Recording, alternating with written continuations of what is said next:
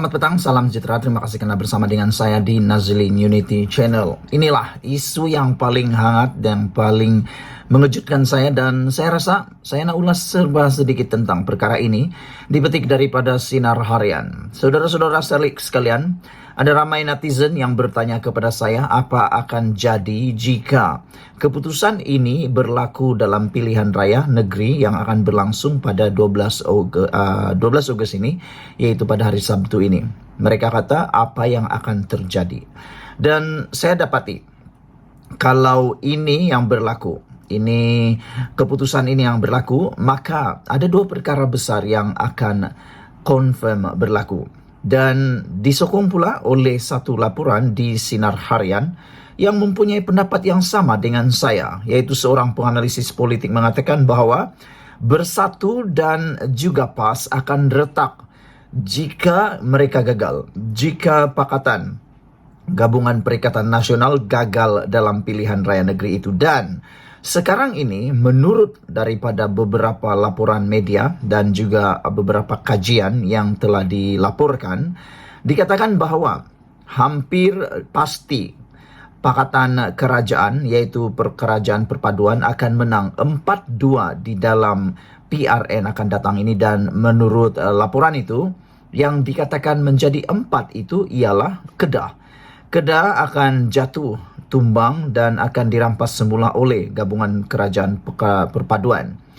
Walau bagaimanapun, ada juga yang mengatakan bahwa mereka ataupun Kerajaan Perpaduan akan menang 5-1 dan kerajaan yang akan tumbang ialah di Terengganu, yang mana akan berjaya dirampas. Kerana menurut penganalisis politik, Kerajaan Terengganu adalah contoh kerajaan yang mudah swing, boleh berubah pada bila-bila waktu, dan juga dilihat bahwa rakyat Terengganu sudah mula perasan dan mula menyedari mereka tertinggal banyak di belakang berbanding negeri-negeri yang lain, dan mereka mahu menuntut kemajuan yang sama rata dengan negeri-negeri yang lain, khususnya seperti Selangor dan Pulau Pinang, begitu juga dengan Negeri Sembilan.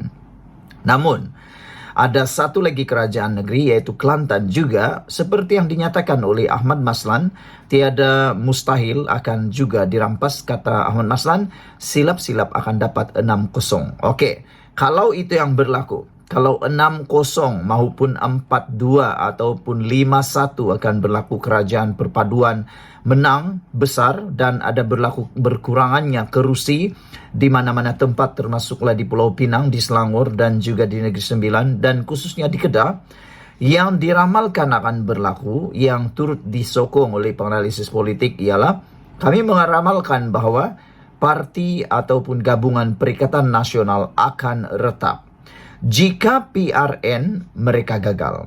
Ini kerana kita sudah lihat bahwa ada banyak, sekarang ini ada banyak berlaku pergeseran antara kepimpinan dalaman. Kita lihat ada berlakunya masalah dalaman, khususnya dalam parti Bersatu, dan juga melibatkan parti PAS, yang mana ketidakpuasan hati berlaku dalam akar umbi PAS akibat daripada pemilihan calon yang menjadi pertikaian, termasuklah yang paling panas sekali berlaku di Pulau Pinang melibatkan Dominic Lau.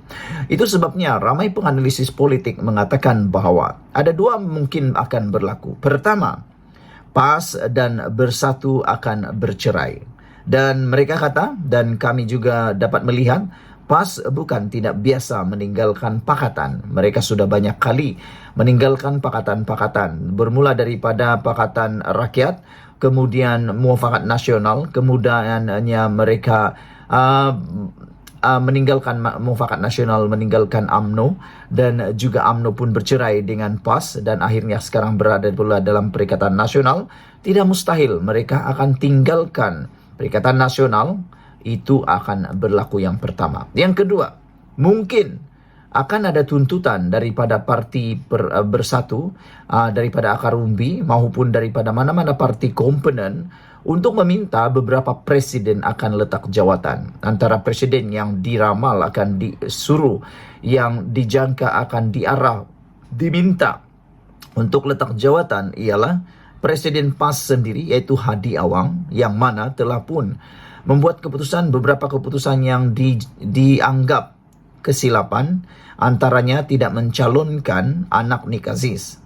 Tidak mencalonkan anak Nick Aziz melalui parti PAS. Dan selain daripada itu, parti gerakan juga, yaitu Dominic Lau, dilihat sebagai presiden yang lemah apabila dapat dilihat beliau tidak dijemput, ataupun ada yang kata ditulis dalam laporan media, dihalau dalam kempen Perikatan Nasional PNBes di Pulau Pinang. Jadi ada ramai mengatakan Dominic Lau adalah presiden yang lemah. Jadi sebabnya mungkin ada kepimpinan dalam parti komponen itu, yaitu parti gerakan juga akan menuntut supaya presiden itu letak jawatan.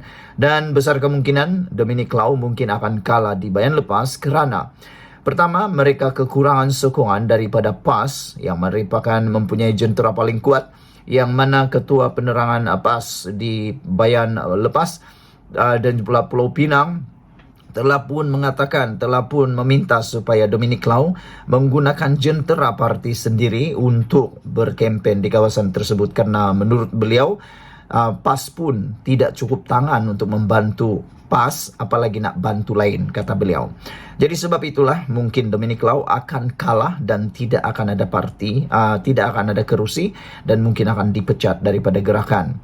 Dan yang paling panas sekali ialah tuntutan mungkin akan menyebabkan kalau bersatu kalah teruk di dalam PRN ini, ada kemungkinan ada tuntutan Muhyiddin diarah letak jawatan, diarah undur diri kerana beliau kini terpalit dengan begitu beberapa kes ke mahkamah, kluster mahkamah, dan sebenarnya tidak dapat dinafikan menjadi liability kepada parti bersatu itu sendiri.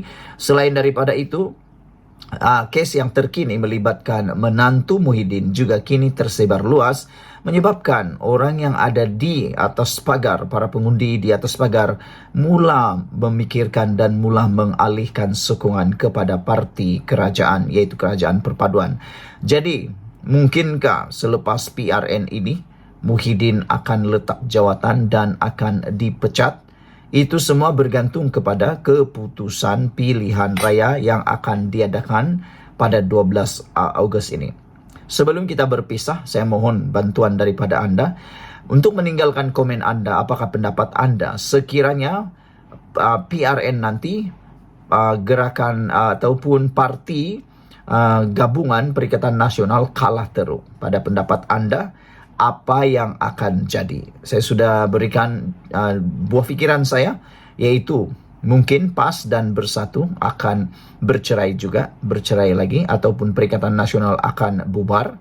Yang kedua, mungkin akan Bersatu akan menyertai Kerajaan Perpaduan dan bermaaf-maafan.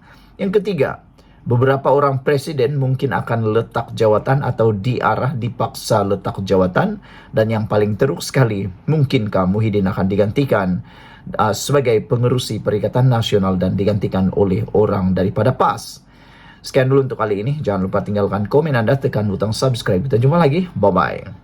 Selamat pagi, salam sejahtera. Terima kasih kerana bersama dengan saya di Nazilin Unity Channel. Rupa-rupanya ini sebabnya Perikatan Nasional meletakkan calon-calon yang tiada kualiti, lemah.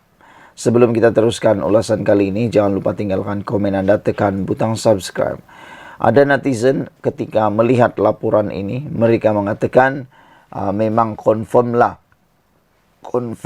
apa yang dikatakan oleh Amiruddin Syarif semalam, bahawa PRN Selangor, PHBN sudah mendapat majoriti muda. Walaupun belum lagi bertanding, belum lagi mengundi, Amiruddin sudah mengatakan, sudah melihat keputusan majoriti muda sudah diperoleh.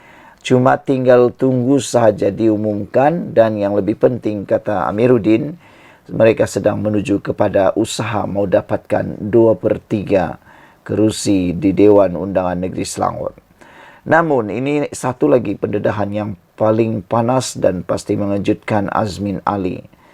Perikatan Nasional tiada pilihan selain letak calon lemah, kata penganalisis.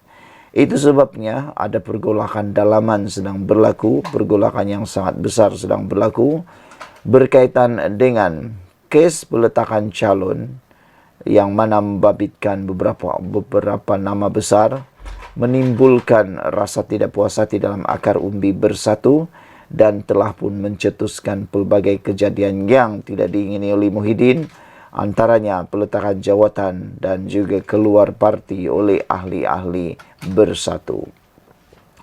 Awang Azman Awang Pawi berkata, keputusan Perikatan Nasional tidak meletakkan calon yang sealiran dengan Kem Azmin Ali boleh memakan diri. Perikatan Nasional PN mungkin tiada pilihan selain meletakkan calon yang sealiran dengan Azmin Ali. Walaupun menunjukkan prestasi buruk pada PRU 15, kata seorang penganalisis.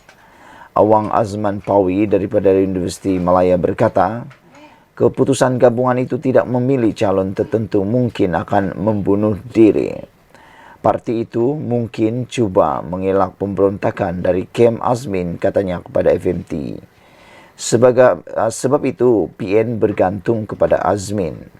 Dr. Afif Baharudin dan Rina Harun antara lain untuk mencapai kemenangan buat mereka. Walaupun orang dalam PN menganggap mereka calon tidak sesuai. Awang Azman berkata calon-calon ini mungkin berada dalam kedudukan lebih baik untuk bertanding disebabkan pengalaman dan sumber keuangan mereka berbanding seseorang yang kurang mantap. Pada 1 Ogos, ahli Majlis Pimpinan Tertinggi Bersatu, Muhammad Faiz Naman, mempersoalkan mengapa parti itu mencalonkan mereka yang tewas pada PRU 15 sebagai calon PRN. Ini termasuk Azmin Ali yang bertanding di Hulu Kelang, Rina Harun, Batu Tiga, Syasha Laina, Abdul Latif, Bukit Antara Bangsa, dan Dr. Afif Bahardin, Taman Medan, yang semua disifatkannya sebagai lemah kerana ditolak oleh rakyat. Azmi Hasan daripada Akademi Nusantara berkata, sokongan Melayu amat penting untuk PN jika mau merampas Selangor daripada Pakatan Harapan PH. Pemilihan calon yang tepat amat penting di sini kerana pengundi Melayu mudah terpengaruh dengan isu sensitif. Jadi ia akan memainkan peranannya terutama apabila pengundi Melayu adalah majoriti di kawasan pilihan raya. Katanya secara tradisi pengundi Melayu di Selangor Utara tidak menyokong PN dan salah memilih calon boleh meredam peluang gabungan itu untuk merampas negeri itu daripada PH. Di sinilah pengundi Melayu mereka adalah majoriti.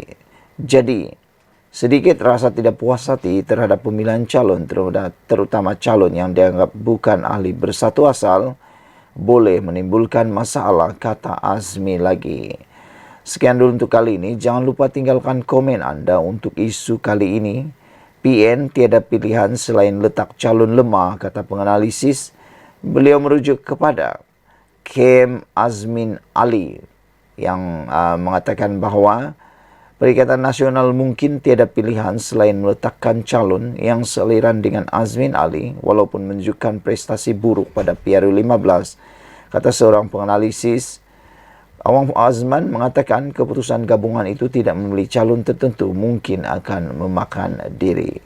Sekian dulu untuk kali ini. Jangan lupa tinggalkan komen anda, tekan butang subscribe. Kita jumpa lagi. Bye-bye. Selamat pagi, salam sejahtera. Terima kasih kerana bersama dengan saya di Nazlin Unity Channel. Dipetik daripada negaramerdeka.com. Ini satu pendedahan yang paling panas menjelang saat-saat akhir kempen PRN. Polis siasat pula seorang calon PAS Terengganu. Wow, ini memang panas. Siapa calon PAS Terengganu yang disiasat polis ini? Dan kenapa pula saat-saat akhir pilihan raya ini disiasat pula calon tersebut? Berbaki kurang 24 jam untuk pengundian awal pilihan raya negeri PRN, polis mengesahkan menerima satu laporan ke atas seorang calon PAS bagi Dewan Undangan Negeri DUN di Terengganu.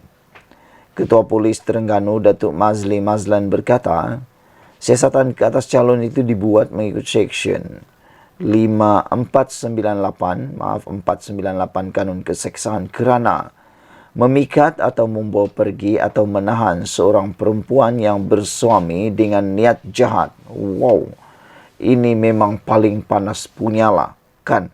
Bayangkan rupa-rupanya Saya ingatkan ianya kes seperti fitnah, kes menabur cerita palsu, ataupun kes-kes jenayah yang lain.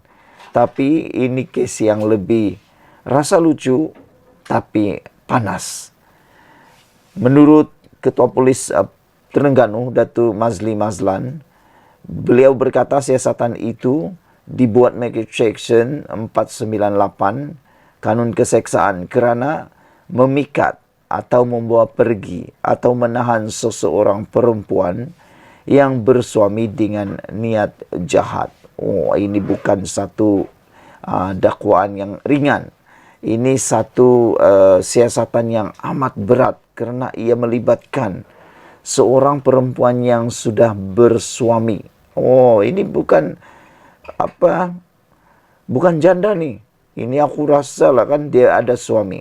Aduh. Beliau turut memaklumkan siasatan masih lagi di peringkat awal. Laporan sudah diterima dan siasatan sedang dijalankan, katanya ketika dihubungi Esther Awani di sini pada Isnin.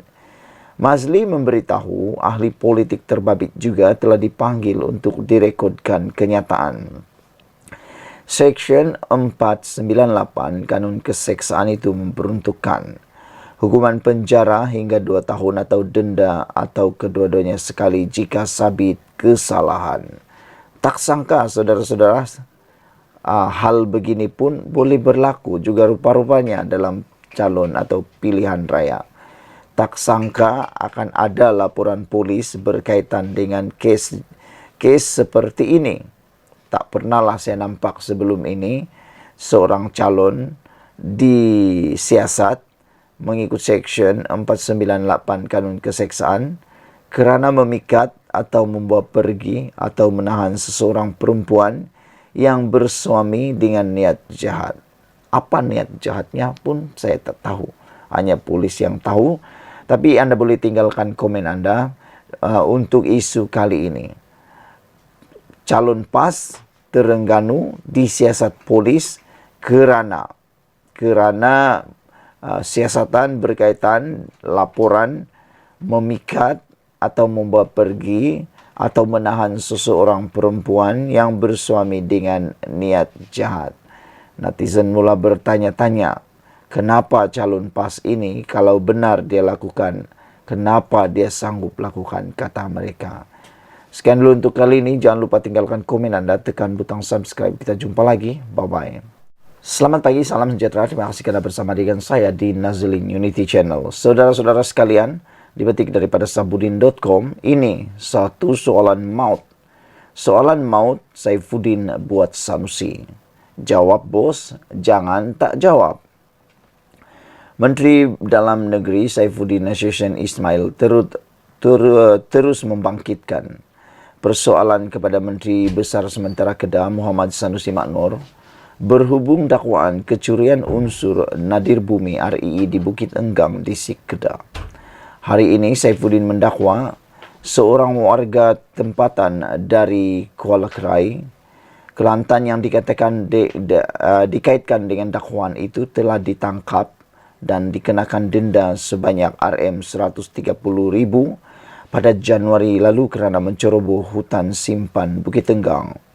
Lelaki Cina itu dikatakan antara 40 orang termasuk 35 warga asing yang didakwa di Mahkamah Session atas pertuduhan menceroboh hutan simpan itu. Namun kata Saifuddin, Kerajaan Kedah yang diketuai Sanusi kemudian mengeluarkan surat bertarikh 15 Mei untuk membenarkan syarikat milik lelaki itu untuk masuk ke kawasan sama dalam hutan simpan itu. Hari ini saya nak tanya Sanusi, kenapa keluarkan surat bertarikh 15 Mei untuk benarkan syarikat itu masuk di kawasan sama berkeluasan 500 hektar di hutan simpan? Jika lelaki itu sudah ditahan pada Januari, mengapa beri surat 15 Mei atas alasan membangunkan ladang hutan? Jadi kita nak tanya Sanusi, kata Saifuddin, sampai bila dia nak pertahan insiden kecurian ini? Mengapa surat dikeluarkan kepada orang yang sama yang ditahan dan didenda? Soalnya ketika sidang media hari ini. Setiausaha Agung PKR itu juga mendakwa lelaki tersebut ditahan sekali lagi pada Jun lalu. Dia berkata akan menunggu jawaban Sanusi berhubung perkara itu sambil membayangkan dia akan terus membuat pendedahan berkenan kes tersebut. Saifuddin dalam siri ceramahnya di Kedah telah membangkitkan dakwaan mengaitkan Sanusi dengan kes RII di hutan simpan Bukit Enggang di Sik Kedah. Sanusi pula berulang kali menafikan dakwaan itu dan mengancam untuk memfailkan saman terhadap Saifuddin. Malaysia kini tidak mendedahkan nama suspek kes jenayah yang bukan tokoh masyarakat selagi dia tidak didakwa di mahkamah. Sekian dulu untuk kali ini. Jangan lupa tinggalkan komen Anda, ikuti terus ulasan selepas ini.